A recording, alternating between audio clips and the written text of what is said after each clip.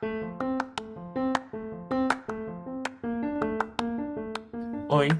seja bem-vindo ao podcast O Convite. Sou Jonathan e convido você a ouvir e participar das conversas sobre religiões e identidades LGBTQIAP+, e outros assuntos importantes para a comunidade. Regule o volume e aprecie.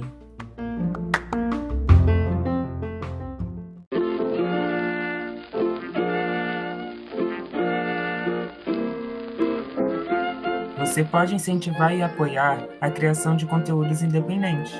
Assim, o convite chegará a mais pessoas da nossa comunidade. Saiba como apoiar na descrição desse episódio.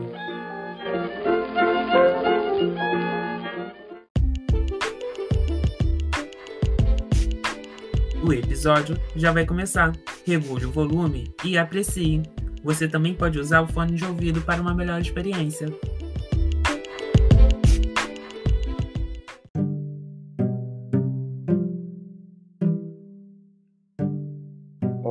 Oi, meninos, meninas, meninas, sejam bem-vindos, bem-vindas e bem-vindas aqui a mais um convite. Eu sou o Jonathan e eu convidei o Leonardo. Ele tem 28 anos, ele é psicólogo, atua na área clínica e é gay e parcialmente no armário ainda.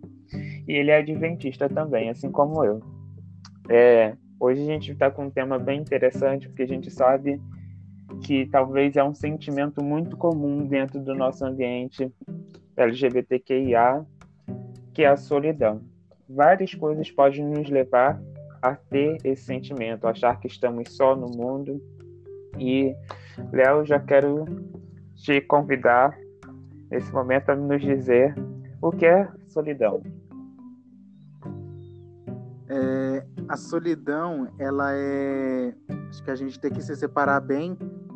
Tem pessoas que vivem de forma isolada, que vivem meio que excluídas da sociedade, mas não tem como dizer que realmente elas são solitárias. Apenas são pessoas um pouco mais reservadas, um pouco mais tímidas, não gostam muito de estar nesse meio social muitas das vezes.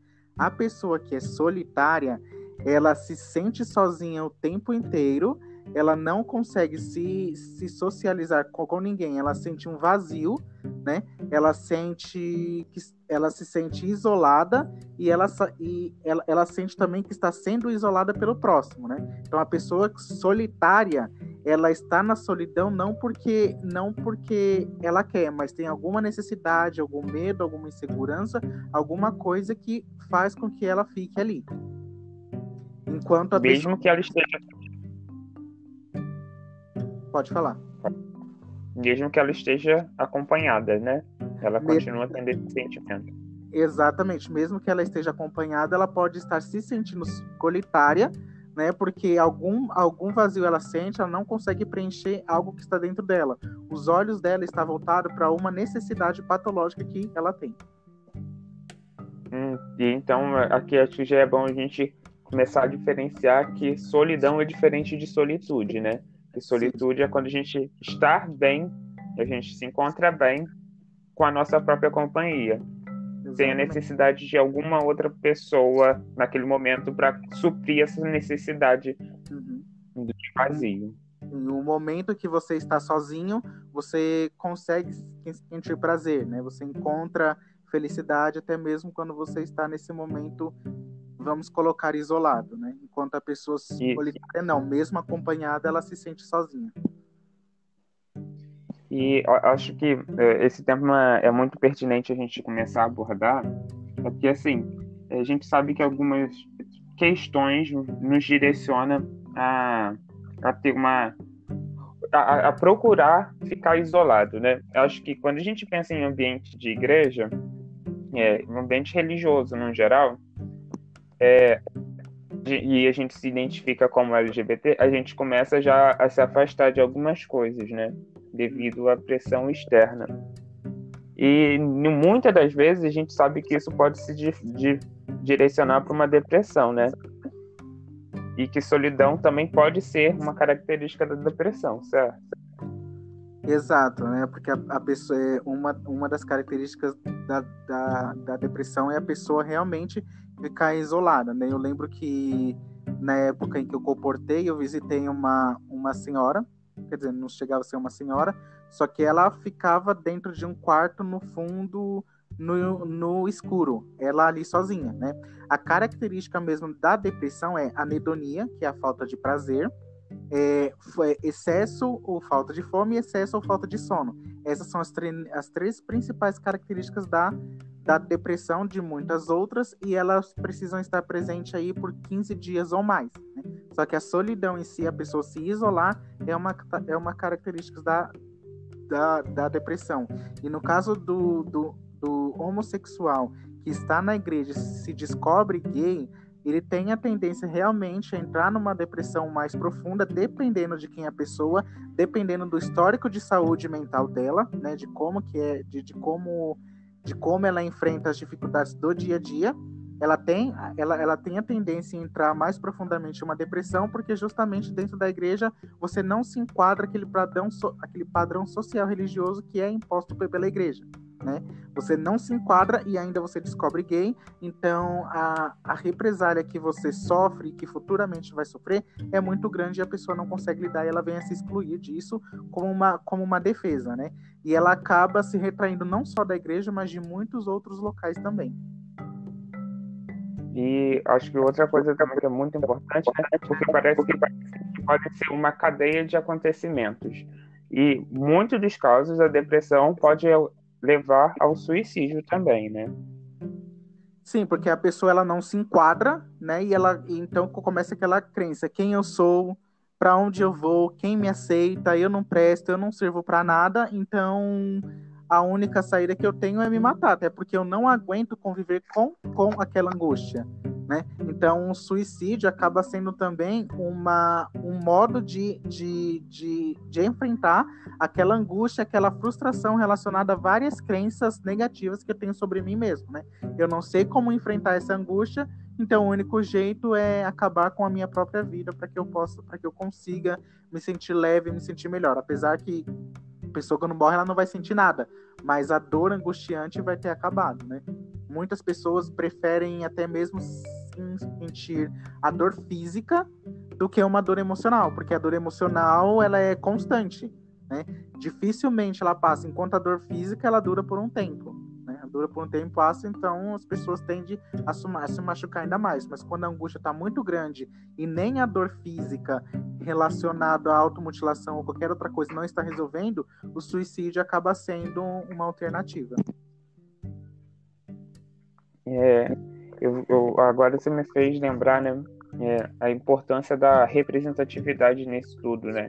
Porque assim, eu no meu momento de descoberta e tal, até eu encontrar a primeira pessoa gay no meio religioso e que se mantinha no meio religioso, para mim, eu me sentia a única pessoa. Então, eu começava a me isolar.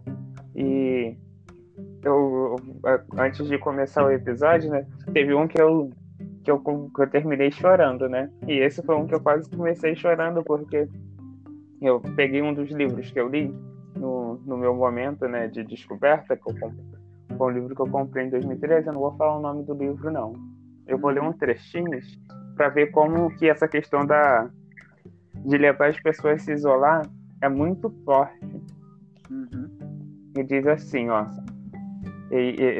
literalmente assim, por um lado parece que é um incentivo à solidão. Evite os ambientes que estimulem a homossexualidade, os velhos hábitos, as companhias, os locais onde encontram homossexuais são contextos que dificultam excessivamente a mudança. Sem depreciar os homossexuais, procure centralizar em ambientes heterossexuais e a companhia das pessoas que os frequentam. E assim, para mim isso foi muito forte na época, porque assim, apesar de eu, nessa época, o ambiente majoritariamente que eu passava era a igreja, eu fiquei assim, caramba, agora eu tenho que me distanciar dos amigos. Tem um outro livro que eu li também nessa época, que falava que era para observar os homens de forma não a desejar, mas de ver característica deles para a gente trazer para a gente. E parece que, literalmente, isso daí começa uma desconstrução da nossa identidade. Então, assim, se eu sou um gay afeminado e eu vou estar com trejeito afeminado, eu tenho que me desconstruir totalmente da minha identidade para me enquadrar dentro de um padrão. E quando eu não me encontro, consigo me encaixar dentro daquele padrão para não sofrer repreensão do outro, eu começo a me afastar. E parece que se torna uma solidão compulsória. Eu começo a me afastar porque eu não estou conseguindo me enquadrar dentro de uma característica imposta pelo outro. Eu acho que eu sei que livro que é esse que você leu, mas também não vou falar o nome. É uma suspeita. Mas depois no privado a gente vê isso. Mas realmente é uma tortura, né? Porque você tem uma possível identidade construída. E aí você é obrigado a desconstruir essa identidade e você ainda é obrigado praticamente a observar outros homens para copiar coisas, para que você copie coisas. Quantos homens, como que é a diversidade de homem, de comportamento masculino que existe, né? Como é que você vai realmente saber o que você pode copiar, o que você não pode? Né? Se você vai ficar pegando coisas dos outros para se construir, né? É claro que nós não somos um ser humano tecnicamente único. O que nós somos hoje é uma somatória do que são nossos pais, do que é a nossa sociedade, do que é a sociedade religiosa. Se tirar tudo isso, não sobra nada de nós. Agora, você imagina, você já se construiu a partir da sua sociedade religiosa, a partir do que são seus pais, a partir do seu meio ambiente, você ainda é obrigado a pegar várias outras coisas de outras pessoas para se construir. Isso é uma tortura, assim, como é que eu posso dizer? Uma tortura muito grande, porque quem é você no meio de tudo isso? Onde está o seu desejo? Onde está a sua identidade? Onde está a sua percepção? Isso não se leva em consideração, né? Ou seja, você não tem uma identidade própria, você tem muitas identidades, e essas muitas identidades que você vai buscar para construir a sua, outros grupos de pessoas não vão aceitar. A gente passa o tempo todo tentando agradar um grupo específico de pessoa, quer seja consciente, quer seja inconsciente. Nós temos vários padrões impostos pela sociedade e nós estamos o tempo todo tentando alcançar esses padrões. A sociedade não gosta da nossa identidade e nós também não gostamos da nossa identidade.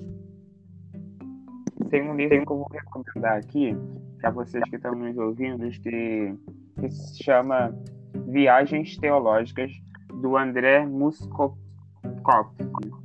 E eu vou deixar na descrição o nome desse livro.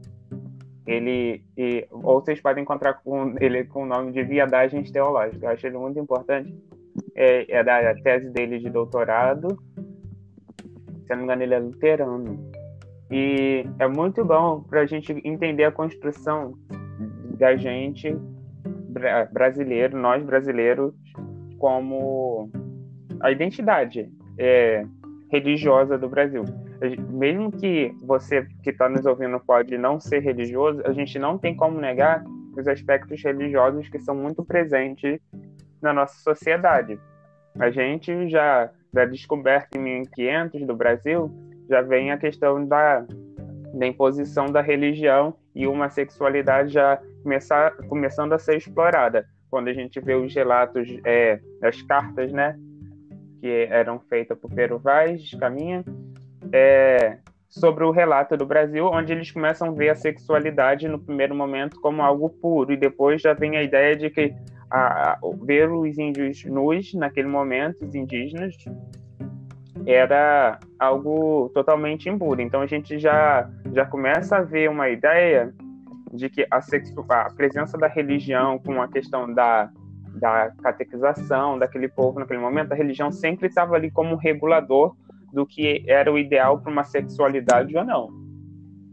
E quando a gente pula para hoje, a gente vai até chegar no momento de a gente encontrar uma representatividade, a gente ainda tem muito forte a religião atravessada nisso tudo. É que quando a gente vê, é bonito ver só o gay só é bonito na televisão porque te faz rir, né? Porque aí, mas ele quando indivíduo, quando ele é alguém pessoal na vida das pessoas, não é aceito, né? Então, assim, aí a gente encontra de novo a religião atravessando a sexualidade levando a gente para uma vida de solidão. Porque tem a questão também da interpretação errada de alguns versos, e a pessoa acaba sendo ferida, não porque é abominação, é porque aquela pessoa é pecadora, não posso estar com aquela pessoa. Eu tenho amigo que a mãe falou que não vai botar o pé na casa, sabe, dele com o marido dele, e fica impondo uma solidão, quer afastar os irmãos dele, porque pode ensinar. Então, assim, acaba que a religião, como moderadora, entre aspas, de conceitos, acaba levando a gente a um isolamento. E hoje em dia, quando a gente já começa a ver os avanços, as pessoas começando a entender, né, que somos pessoas normais como qualquer outra, a gente agora está começando a ser permitido a ter alguma outra falha, né? Porque até então a gente ainda tinha uma cobrança sobre nós mesmos de que a gente não podia errar nunca. Porque a gente já era gay, a gente já era lésbica, a gente já era bissexual, a gente já era transgênero, a gente, sabe?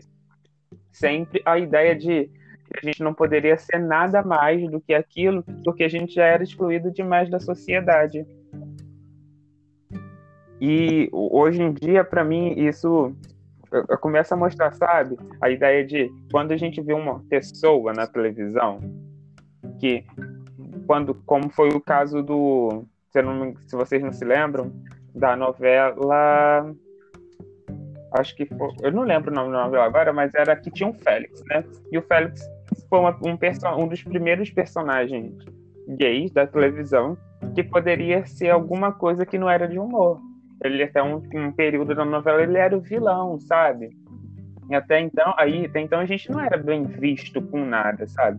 Agora a gente está se tornando normal. Agora a gente está conseguindo se socializar e estamos conseguindo ser incluídos na sociedade e dar uma diminuída nesse afastamento entre as partes, sabe?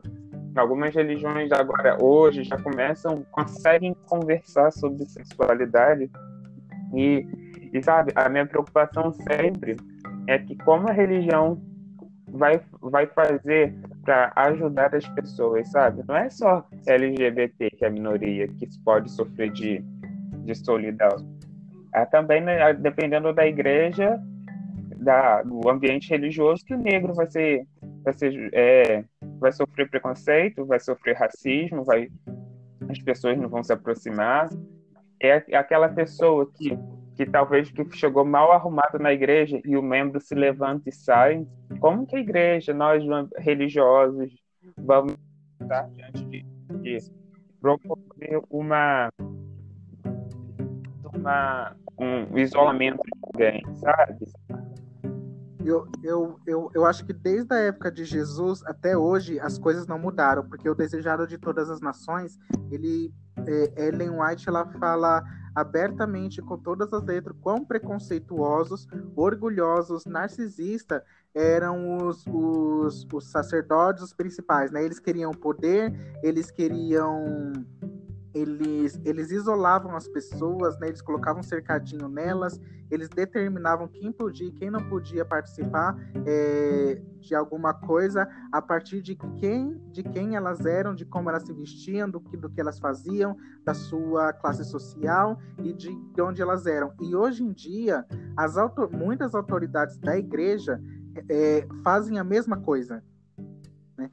Eu acho que a igreja ela só vai conseguir ser uma igreja unida, ser uma igreja inclusiva e acolhedora quando realmente colocar suas questões narcísicas de lado, quando colocar o seu orgulho de lado, quando elas colocarem de lado todas as características que nós herdamos de Satanás quando ele foi expulso do céu, né? Porque todos os nossos pecados hoje em dia são os mesmos pecados de Lúcifer. Né? A gente é uma representação de Lúcifer e Deus quer nos transformar numa representação dele, porque nós somos feitos à imagem e semelhança dele, né? Então, um caso muito clássico dessa questão inclusiva e de colocar os nossos ideais de lado é a questão da homossexualidade. Tem versículos na Bíblia que falam sobre a homossexualidade, só que as pessoas interpretam de forma errada e ainda usam esses versículos para justificar a existência de um preconceito, né? Porque se você admite que você é preconceituoso, você não está amando ao próximo. Mas se você, por exemplo, mas muitas pessoas entendem que se elas abrirem as portas da sua vida e da igreja para os homossexuais, elas vão ser compactuantes com algo que elas consideram pecado. Então elas ficam entre a cruz e a espada e acabam pegando esses versículos bíblicos para justificar a existência desse preconceito. Então, a partir do momento que nós questionamos as nossas ideias, mas questionar verdadeiramente de onde elas estão vindo, para onde elas estão indo, né, é que nós possivelmente é que a igreja possivelmente pode ser que consiga fazer uma inclusão. Eu digo que pode ser que consiga, que eu acredito que tem pessoas que vão continuar preconceituosas pelo resto da vida, né? Infelizmente, são coisas que vão acontecer. Mas quando a igreja começar a questionar suas próprias ideias e a reconhecer que elas possuem um orgulho, um preconceito em relação à homossexualidade, aí sim é que vai abrir as portas para uma igreja mais inclusiva. Fala pra gente, Léo, você citou aí, talvez as pessoas que estão nos ouvindo não sabem, o que é ser narcisista? O narcisista é aquele que busca um prazer próprio, entendeu? Por exemplo, eu manipulo as pessoas para ficar no poder, é o que acontece com muitas autoridades políticas e até mesmo religiosas, né? Eu uso a persuasão, eu uso a manipulação para conseguir prender as pessoas e eu ficar num alto poder. Então, tudo aquilo que eu faço para buscar um prazer próprio é o narcisismo, é o egocentrismo, é eu sendo o centro. Eu acho legal, você falou uma coisa aí da questão de ser igreja, né? E eu acho que às vezes a gente tem que puxar a ideia de eu como igreja, sabe? A ideia de a gente refletir nosso papel também como igreja e não só como instituição, porque às vezes como instituição a instituição pode defender um posicionamento não acolhedor, mas eu como igreja, sabe, eu vou seguir uma ideia não acolhedora porque uma instituição está apoiando ou porque eu creio assim, dessa forma, sem se questionar, sabe? Porque às vezes a mudança precisa sair de nós para um dia chegar numa instituição. Eu estava conversando com um amigo essa semana e ele usou um exemplo bem interessante de que o relógio para a instituição está passando em um tempo, mas para nós os nossos ponteiros estão girando muito mais rápido. A instituição, se a gente for parar para olhar o adventismo, já está aí com 176 anos, sabe, de existência. E se a gente pegar o exemplo do período do nazismo, né, que algumas igrejas apoiaram, demorou o quê? 50 anos para ser a igreja como instituição reconhecer um erro? Será que a gente vai esperar sei lá quantos anos? A gente já pode estar morto um dia que a igreja pode reconhecer que ela lidou mal com os LGBTQIA. E assim, e até lá, quem a gente tem contato direto são os irmãos dentro da nossa igreja. É quem está sentado ali com a gente, é a pessoa que eu tenho contato fora do ambiente religioso. O que eu vou fazer com essas pessoas se eu começo a isolar elas a partir de uma questão religiosa, uma ideia que um corpo totalmente pessoal que não tem contato direto com as pessoas que disse que é o certo. Não, porque a homossexualidade é contrário ao original, porque no Éden, sabe? E a gente taca isso sobre a pessoa e sem se preocupar como que isso tudo vai ficar dentro da gente, a ideia de que um Deus me ama, mas ele também está me criando para uma possível condenação, uma possível destruição, porque eu pelo menos eu me reconheço que eu sou gay e não tem como mudar, sabe? Que eu sou assim desde sempre. E como que eu vou acreditar, então, assim, ao conflito que pode se gerar dentro da cabeça do ser humano lá? eu sou criado por Deus, mas se o ideal do Éden era um relacionamento heteroafetivo e eu sou gay, então eu já nasci para ser consumido, sabe? Já nasci para uma destruição. Como assim? E isso daí vai levando porque um dia isso daí desencadeia uma depressão, pelo conflito disso. Como que a pessoa vai lidar? Por isso que eu sempre recomendo para as pessoas, façam terapia, para você começar a organizar seus pensamentos, se entender, se amar. E também a pessoa tem que ter a iniciativa de questionar a sua crença. Opa, onde que eu estou falhando nisso? Será que isso de fato é assim? A gente também tem que reconhecer. Agora, para você que é adventista que está nos ouvindo, ou para quem não é também, questione a crença de vocês, porque a forma que a instituição adventista criou até agora já mudou várias vezes, sabe? Várias coisas já se mudaram. Reconheceu que interpretou algumas coisas erradas. E a gente tem que estar sempre aberto a questionar a nossa crença. Não simplesmente aceitar tudo que é imposto pra gente. Porque senão a gente acaba crendo por quê? Por quê? Sabe? Sem questionar. Acho que uma fé mais racional é muito importante também pro nosso desenvolvimento, crescimento como indivíduo. E quando a gente vai pensando assim, então qual o ambiente, né? Que a gente, eu comecei a me aceitar, mas qual o ambiente que eu posso chegar? Muitas das vezes as pessoas se direcionam para aplicativos, né?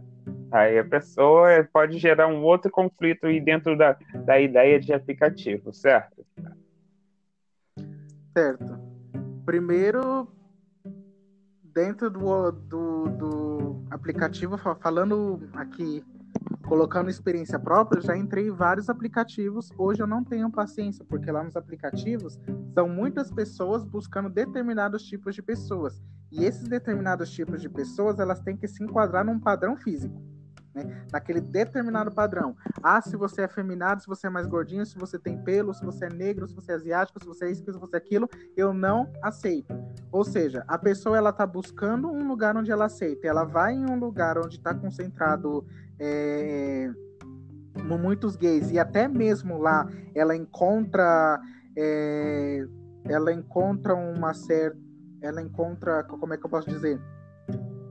Ela não consegue se enquadrar, ela vai se enquadrar aonde? Né? E mais uma vez vem aquela crença: quem sou eu? Para onde eu vou? Qual é o meu lugar? Ninguém gosta de mim, ninguém me ama, ninguém quer nada. Né? Eu não presto, eu não valho nada, eu não me enquadro em nada. Eu vou viver para quê? Né? Qual é a minha função aqui? Então a gente ressalta nesse ponto que até mesmo dentro do meio gay existe muito preconceito também. E o preconceito é sempre voltado para questões físicas.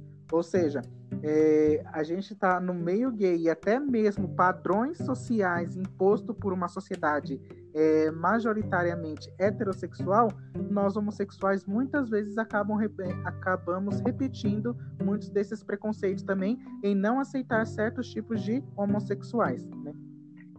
Eu acho que aí a gente começa a ver que possa vir a existir uma marginalização dentro dos marginalizados, né?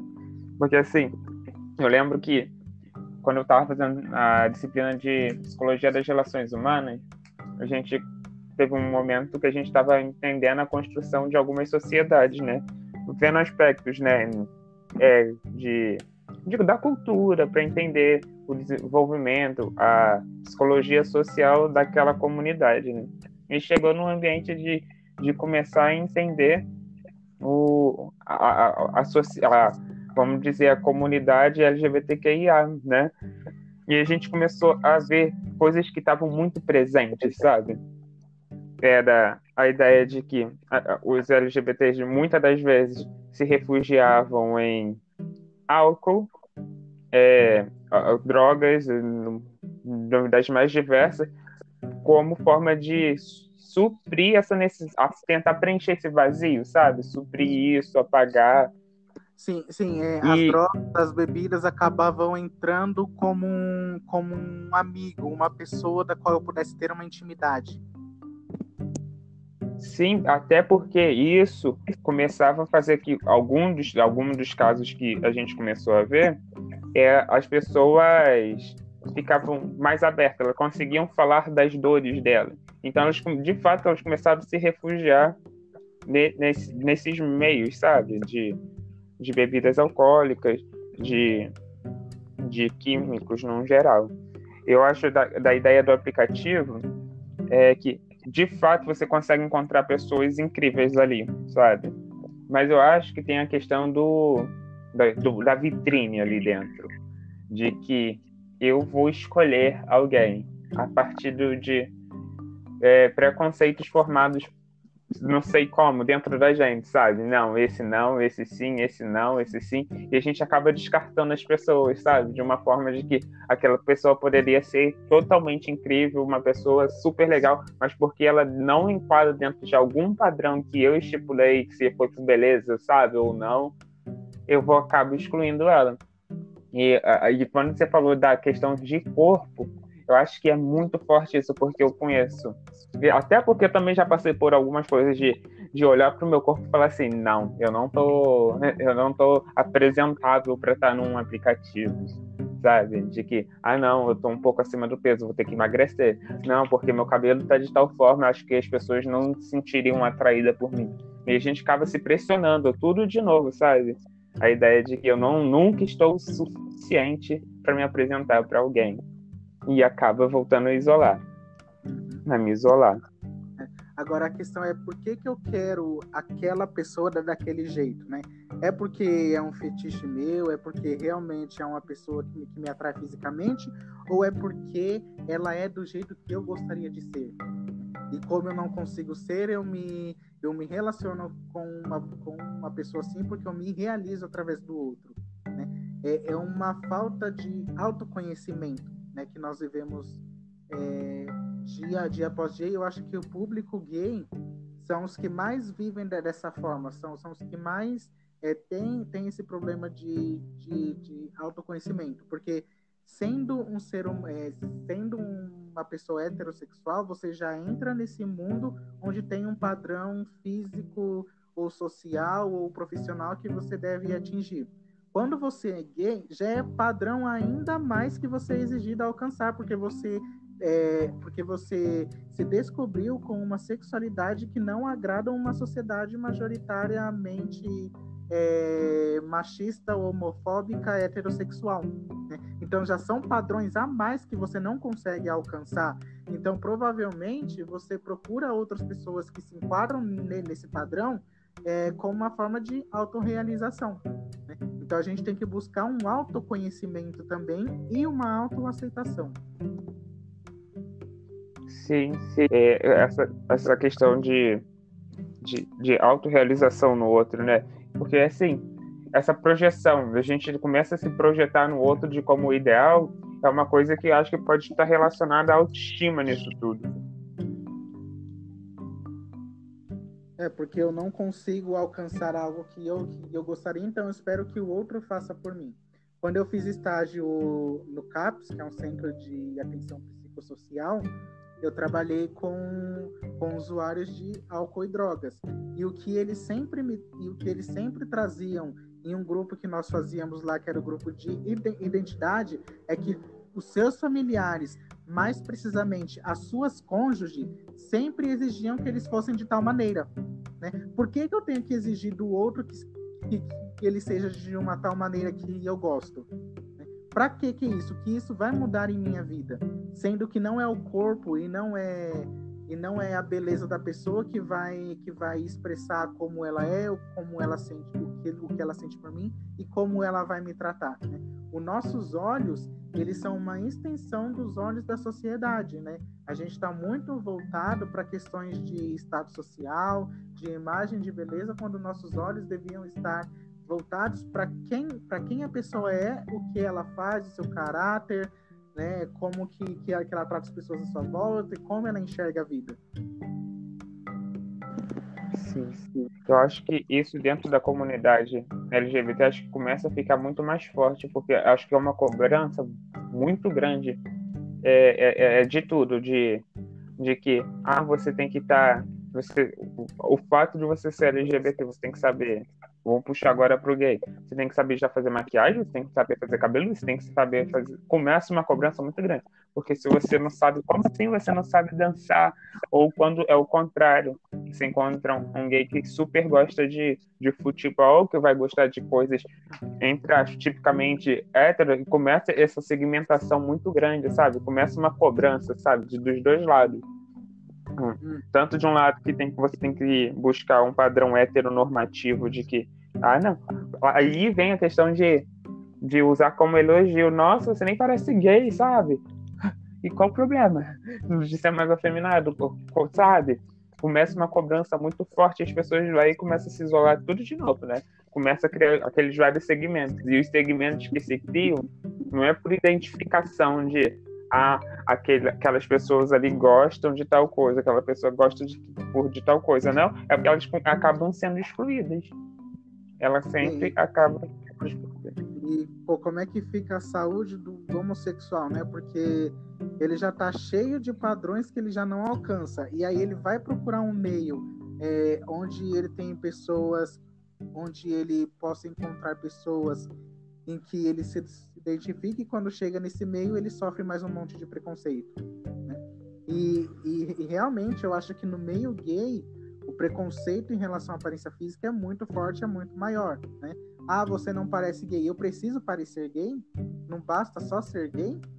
Eu tenho que parecer, eu tenho que mostrar quem eu sou? Pra que eu tenho que mostrar desse jeito? Não preciso realmente mostrar, basta eu ser e estar bem comigo. Pronto, acabou.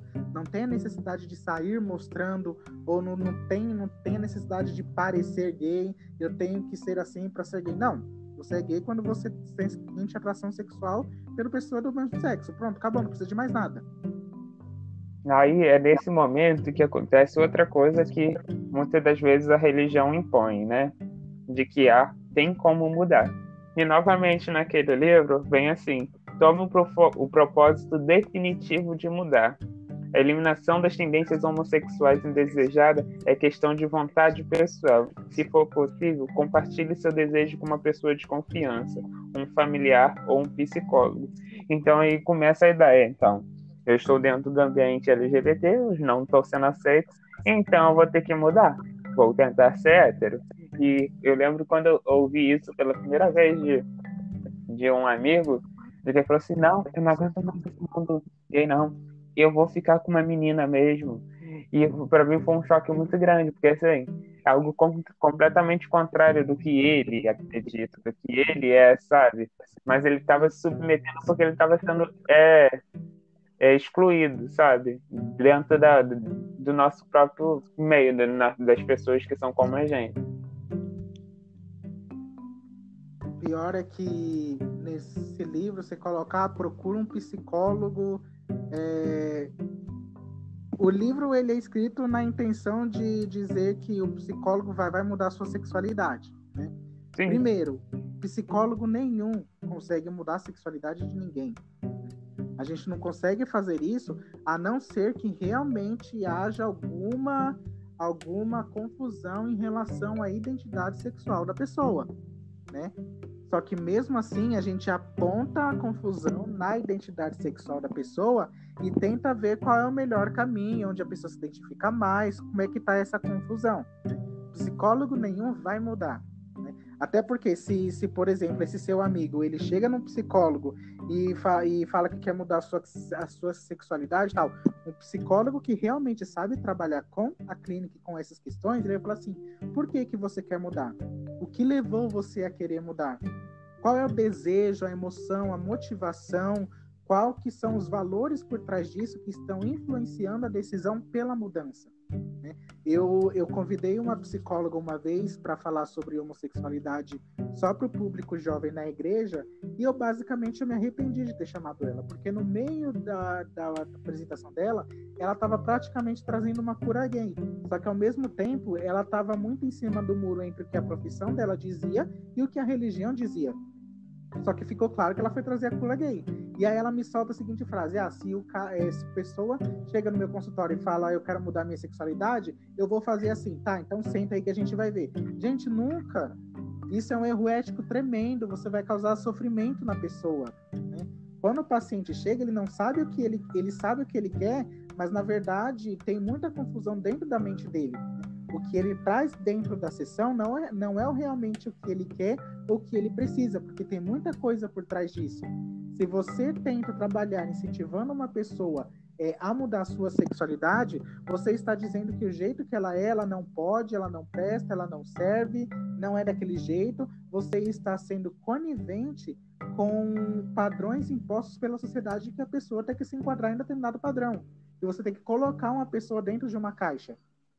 E isso é uma tortura muito grande, é um sofrimento muito grande, principalmente psíquico, que você causa uma pessoa. No mês passado, eu fui participar de um grupo de uma igreja aqui de São Paulo, a igreja central aqui de São Paulo, que estava trabalhando com o público gay. Eu não sabia, eu tinha assim por alto, muito por alto mesmo, muito superficial, como que era o trabalho deles, mas eu quis lá ver como é que era. E para mim foi um absurdo, porque eles estavam ensinando que o surgimento da homossexualidade que dava por questões voltado pro homem gay, porque tinha ali uma carência de afeto paterno. E no público feminino, a mulher era gay porque simplesmente tinha esse desafeto materno, mas também tinha muito sofrimento em relação ao pai, então ela tendia a ir para o outro lado. E estavam ensinando as pessoas a como tratar os homossexuais na intenção de fazer com que eles mudassem. E eu ouvi um testemunho lá de um cara que diz ele ser ex-gay, e num determinado dia ele estava no púlpito da igreja e ele percebeu, ele fez uma leitura labial de que as pessoas estavam falando dele, da sexualidade dele, e a partir dali ele decidiu mudar sua sexualidade e estava alguns meses namorando uma mulher. Esse tipo de crença, esse tipo de grupo que se faz promove muito sofrimento, porque esse cara que se diz ex-gay e que agora está namorando uma mulher, ele vai causar tanto um sofrimento pior para ele, quanto um sofrimento para a pessoa que está ao lado dele. As pessoas, então assim, esse grupo, ele pega a crença e tenta manipular a pessoa. Não, você não pode ser desse jeito, né? Basicamente, os coordenadores que estão ali nesse grupo são assim: eu quero exercer o meu desejo, mas a crença religiosa é muito forte. Então eu preciso trazer pessoas também, eu preciso convencer as pessoas de que elas não podem fazer algo que eu gostaria de fazer. Você tocou em duas coisas que eu queria tocar também, né? Continuando, né, a ideia do que o autor tentou apresentar, é que ele fala de busca um psicólogo especializado. Parece que aí começa uma legitimação de uma prática ilegal, que é a reorientação sexual. Exato. A famosa psicologia cristã, né? Oi? A famosa psicologia cristã, que teve uma época que se falava muito em psicologia cristã, né? Um psicólogo cristão, porque achando que a pessoa ia pegar a Bíblia e ia fazer uma terapia, quando não é assim. Sim, exatamente. Eu já quero mandar um beijo para minha psicóloga. Beijo, Cris. Essa ideia de que busca um psicólogo cristão, né? De preferência da sua crença, como se fosse tivesse que introduzir a sua crença até na sua terapia. Não, porque os princípios é tal. Eu tive contato com pessoas que fez terapia com psicólogos cristãos, que exigiu exame hormonal para tentar identificar alguma coisa para justificar a homossexualidade do paciente. Você tem noção? Isso é muito sério. E é muito forte para mim essa narrativa que você nos apresentou desse grupo que você foi, de que a busca por um culpado sempre, sabe? Tem que ter uma justificativa, então a gente tem que culpar alguém. Então aí geralmente a culpa é de quem? A presença ou a ausência do pai, ou a presença ou a ausência da mãe. Tem que ter um culpado, sabe? E eu, Jonathan, em contexto religioso que eu fui me construindo, que foi as primeiras coisas que eu ouvi sobre a homossexualidade, não de púlpito, sabe? Não foi púlpito. São coisas que a gente ouve, é esse livro que eu acabei de citar, trecho que a gente lê, alguns relatos na internet, como esse que você nos apresentou, que a gente vai encontrando, de que é culpa do pai, é culpa da mãe, teve um momento que eu achei assim, pronto, eu sou gay porque minha mãe morreu, eu não tive uma figura feminina, então como que equilibrar isso? Uma presença feminina, uma presença masculina na minha vida, sabe? E isso, na época, me perturbava muito. E eu acho que quando você falou da psicóloga que você tinha convidado, que falou assim, que se o paciente chegar, ela vai e fala, vamos ver isso aí. Caramba, sabe? Às vezes o paciente vai chegar com uma demanda e no final é outra coisa que tem que ser vista, sabe? Sempre o paciente chega com uma demanda, só que aquela demanda não é o sintoma da demanda verdadeira, né? E falando assim sobre relação de culpar terceiros, você sente uma culpa, uma vergonha, uma tristeza tremenda por ser quem você é e não ser aceito, e você ainda tem que passar pelo sofrimento de ter que buscar alguém para culpar por ser quem você é. Olha quanto sentimento, quanta frustração desnecessária crenças religiosas ou impõem na pessoa, né? Que pode levar a pessoa a uma depressão. Ela fica perdida, fala assim, gente, eu sou de um jeito que eu não sou aceito e tem as pessoas que são culpadas, ou seja, eu estou com raiva de mim por ser quem eu sou, eu estou com raiva da sociedade porque não me aceita e eu ainda vou ficar com raiva de determinadas pessoas que me fizeram de uma maneira que me faz sofrer dia após dia. Olha quanta culpa, quanta tristeza, quanta frustração, quanta angústia, quanta raiva a pessoa tem que lidar. E ela muitas vezes acaba recorrendo às drogas ou até mesmo ao suicídio para conseguir lidar com toda essa frustração.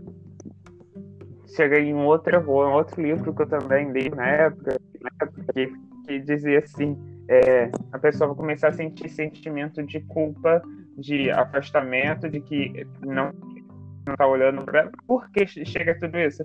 Porque a gente está sempre sendo pressionado em achar que a gente está errado. Ser a gente é um erro. De que Deus não olha para a gente, que a nossa oração não vai alcançar os céus, porque a gente está em pecado. E sabe que é o... E vem aquela mensagem assim, de que Deus ama o pecador e abomina o pecado, e esquece completamente que pode ser que para aquela pessoa não é pecado, ela não acredita que seja pecado, sabe? E vem aquela ideia de que Deus vai nos consumir, vai acabar com a nossa vida. E sabe qual é? Eu me preocupo muito nisso tudo, é que muitas das pessoas vão olhar a religião como algo absoluto para a vida dela. Então ela vai se cobrar muito mais, ela vai ficar com isso rodando na cabeça dela, rodando, o que eu faço, Deus não me aceita, Deus não me aceita. E eu acredito que muitas das vezes ela acaba vendo o suicídio não como uma ideia de que eu quero acabar com a minha vida, não, ela quer acabar com a dor dela. Ela quer acabar com esse sofrimento de ficar rodando isso na cabeça dela, batendo na cabeça dela o tempo inteiro, aquilo ali voltando. E ela não quer sentir mais aquela dor existencial, que muitas das vezes é causada pela crença, pelo outro, pela forma que o outro crê, pela forma que o amigo reprime, sabe? Eu acho que também cabe um momento, não sei como a pessoa pode lidar com isso, de acabar afastando, tentar se afastar um pouco dessas coisas que estão começando a fazer mal. Não sei. Acho, claro que sempre fazendo terapia, sempre falo, faz terapia, busca um psicólogo, e ainda falo de verdade, sinceramente. Se você vai fazer terapia, se você está em busca de um psicólogo cristão, porque você está pensando em uma possível reorientação, busca um profissional que não seja religioso.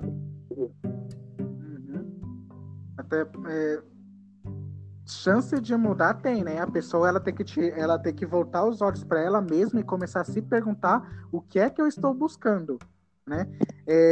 Em relação à religião, a crença sobre a homossexualidade, não ela procurar pessoas que orientem ela no estudo, né? E sim procurar o Espírito Santo. Né? Você senta lá, ajoelha, ora, pede para Deus Deus está ali do lado, ele vai te conduzir no seu estudo, procurar um psicólogo também, para que você possa se conhecer, né? É possível, sim, a gente lidar com tudo isso, né? Só que tem pessoas que estão tão desesperadas, mas tão desesperadas, que elas acabam procurando qualquer meio, e muitas vezes são meios nada convencionais para lidar com essas frustrações, né? Quando você tem que procurar um terapeuta, quando você tem que procurar Deus, é você e Deus. Não você, Deus e o pastor, ou você, Deus e o ancião. É você e Deus. Deus quer conversar com você, né? Deus quer um tempo com você. Em relação à saúde emocional, procurar realmente um psicólogo, se afastar daquilo que está te fazendo mal. Se tem um grupo gay que está fazendo com que você se sinta mal, saia dali e procure outro. Não existe só um grupo gay no mundo, existem vários, né? Mas antes disso, o que é que eu estou buscando nesse grupo gay? Eu estou buscando ser aceito, mas eu não tenho que me aceitar primeiro, para depois eu me colocar no meio social. Eu não tenho que aprender a conviver comigo, a ter prazer comigo mesmo, para depois eu ter prazer com o outro. Porque eu vou buscar uma aceitação de terceiros e não a minha aceitação. Parece que a gente precisa, sabe? Uma afirmação do outro para a gente se aceitar. Porque, olha, a ideia de, não, eu preciso de estudo tal para mostrar para fulano que eu não estou errado, sabe? Sempre tentando buscar a aprovação do outro, e a gente esquece da nossa própria aceitação. Entra porque a ideia do amor próprio. Será que eu estou me amando o suficiente? Parece que o homossexual em si, ele procura ser bom em alguma coisa para ser aceito pelo meio, né? Porque eu sou homossexual e não sou aceito, então eu tenho que compensar alguma coisa. Eu tenho que ter o corpo bonito, eu tenho que ser bom nisso, tenho que ser bom naquilo, tenho que fazer alguma coisa para ser aceito, né? Quando, na verdade, eu preciso me aceitar primeiramente. E você tocou de novo numa coisa que eu lembrei, de quando a gente estava fazendo a aula lá de Psicologia das Relações Humanas, e quando a gente se deparou com isso, que boa parte dos LGBTs na história, a gente sabe deles porque eles se destacaram de forma muito grande no passado. Parece que eles tinham, de fato, e muitas das vezes conhecimento acadêmico grande, porque eles tinham que refugiar isso de alguma forma para ser aceito socialmente. Então, já que eles já estavam todos errados, entre aspas, então eles tinham que se destacar em alguma coisa para ser incluído na sociedade. Aí você vai ver pessoas incríveis aí na história, né? Ou seja, constantemente a gente busca aceitação. E essa não aceitação é o que muitas vezes leva a pessoa a entrar numa depressão. Aí é a aceitação de tudo, né? A aceitação no ambiente religioso, a aceitação familiar, a aceitação no ambiente escolar, de trabalho, da faculdade. E a gente acaba esquecendo da nossa aceitação como indivíduo, né? Às vezes a gente esquece de se aceitar. E sabe o que a gente esquece tudo disso? De que Deus nos ama independente de qualquer coisa. Essa é a grande questão. A gente acaba esquecendo do amor dele. Aceitar que ele nos ama. Essa é uma grande questão. Que às vezes a gente fica preso tanto à religiosidade que a gente acaba esquecendo do essencial. Que é ele. Que é Deus. Que é olhar para ele, reconhecer o amor dele por nós mesmos, sabe? Pela gente. Uma população que está totalmente carente de Deus, né?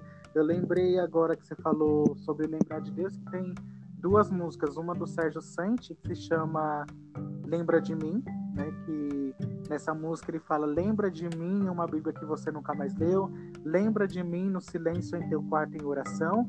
E a cada estrofe da música é lembra de mim em algum momento, né? Deus pedindo para você lembrar dele.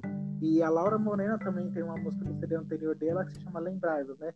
Lembrai-vos do dia que a salvação entrou, lembrai-vos disso, lembrai-vos daquilo, lembrai-vos de outro.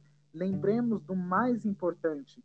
Nós temos que buscar, primeiramente, ser aceitos por Deus, né? Se nós tivermos que nos adaptarmos ou seguirmos um padrão, que seja o padrão que Deus nos colocou. Mas quando eu falo que Deus nos colocou, não é você seguir aquilo que a sociedade religiosa está falando. É você numa comunhão com Deus, entendeu? Você e Deus.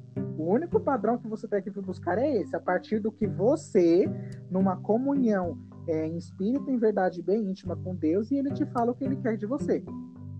Eu tava ontem na reunião da Kinship com o Ron, que foi um dos fundadores da Kinship, e ele falou que por 15 anos ele passou orando para Deus mudar a sexualidade dele, até que chegou um momento em que ele pensou assim, ou Deus não tem poder, ou ele não quer. E ele seguiu a segunda opção, Deus não quer. Então ele foi e decidiu abraçar a sua sexualidade, e hoje ele é essa pessoa maravilhosa que não sei quem conheceu, quem teve a oportunidade de conhecer.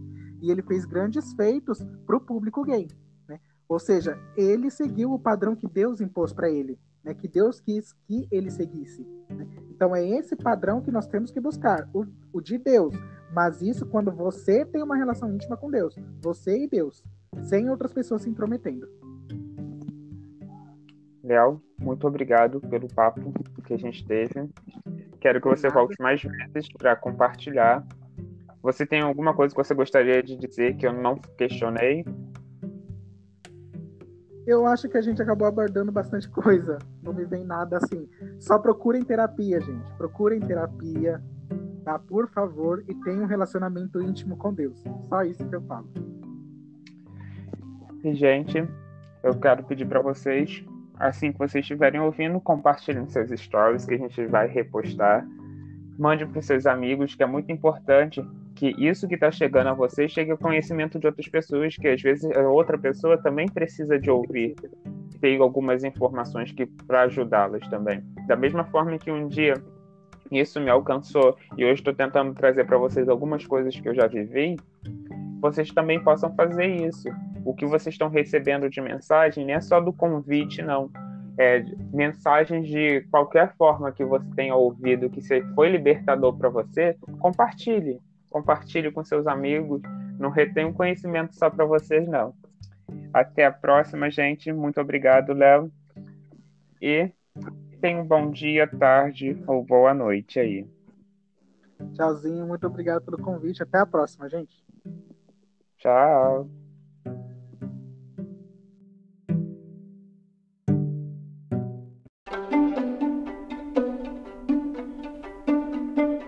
Esse foi mais um episódio do podcast O Convite. Agradecemos por ter nos ouvido até aqui.